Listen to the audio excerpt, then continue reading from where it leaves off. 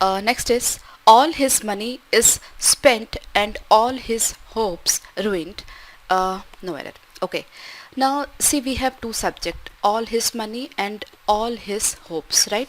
For this subject we have this verb over here, but for this subject all his hopes we don't have any verb, so we need to have a verb over here.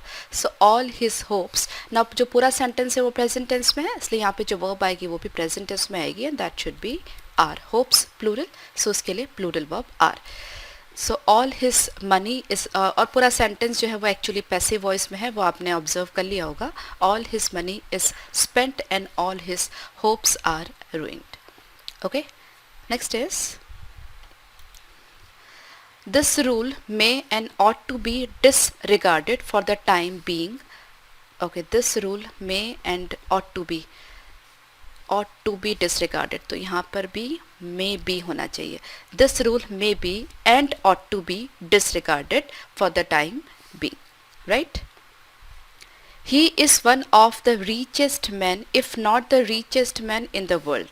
Okay.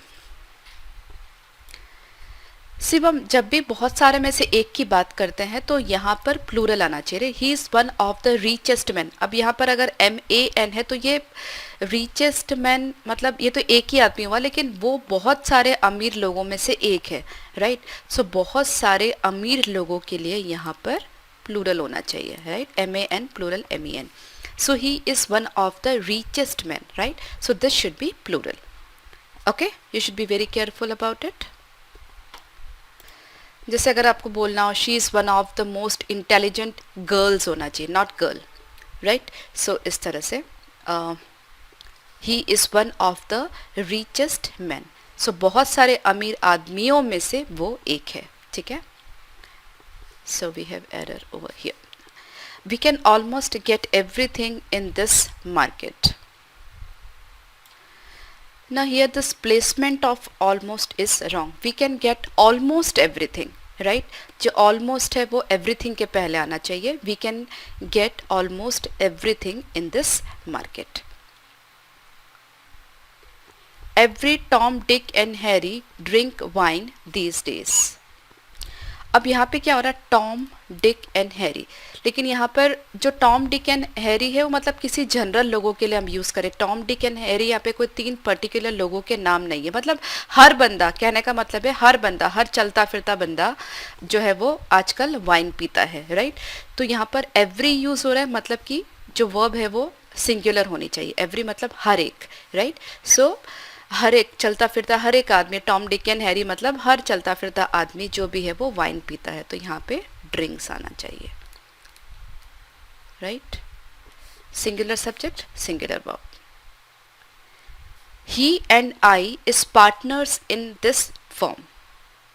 अब यहाँ पर and आ रहा है, right? He and I मतलब 2 लोग हैं. अब 2 लोग हैं तो सब्जेक्ट जो है वो प्लूरल हो गया. ही और होता तो बात अलग थी, लेकिन यहाँ पर ही एंड आई है तो सब्जेक्ट जो है वो प्लूरल हो गया.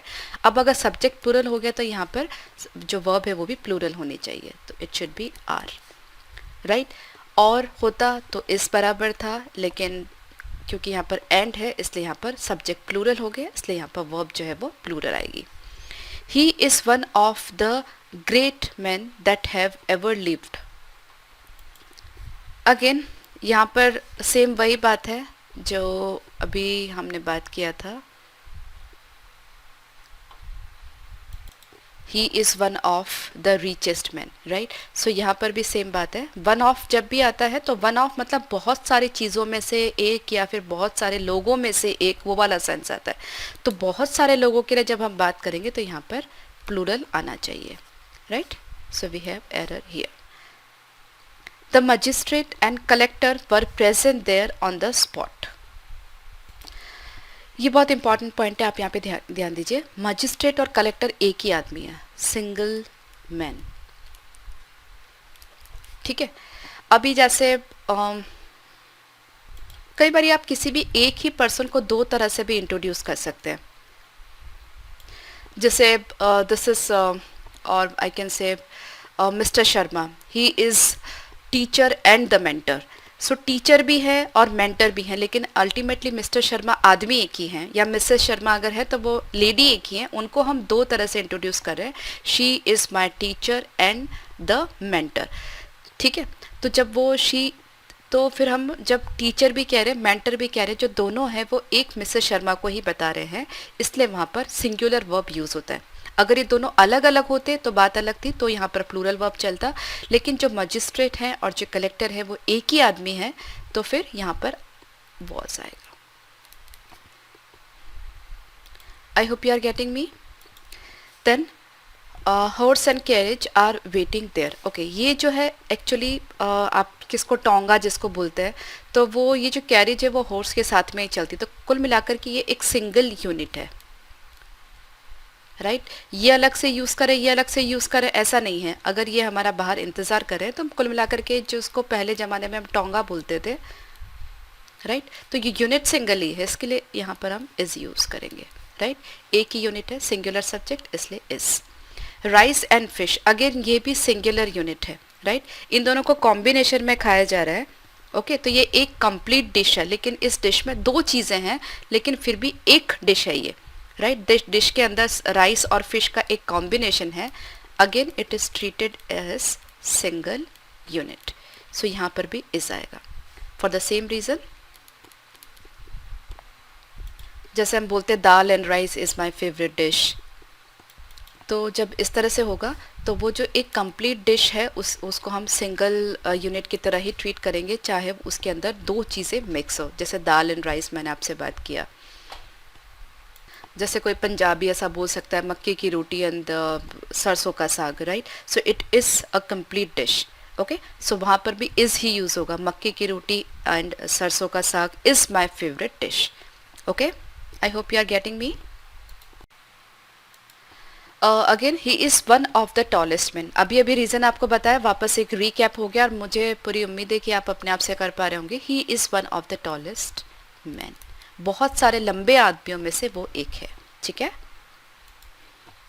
ही made a blunder and worse than that a crime.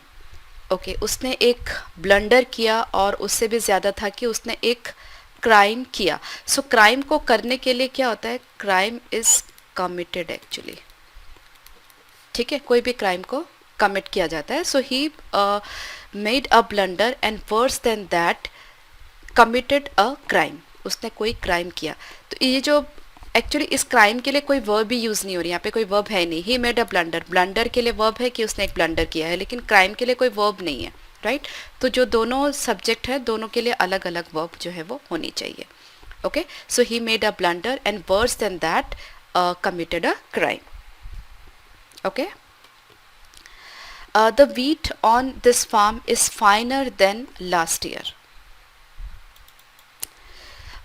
ये जो सेंटेंस है इसको थोड़ा और अच्छा फ्रेम करने के लिए और लॉजिकल बनाने के लिए हम लोग को क्या यूज़ करना पड़ेगा, just listen to me carefully. The wheat on this farm is finer then it was, right.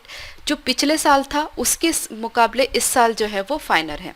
तो जो पिछले साल था उसके लिए हम यहाँ पर इट वॉज लिखेंगे, तो ये इसका जो सेंस है वो ज़्यादा अच्छे से क्रिएट होगा, right. The wheat on this farm is finer then, किसके साथ किसके हिसाब से कंपेयर कर रहे हैं, जो पिछले साल था। So when finer then it was last year, right.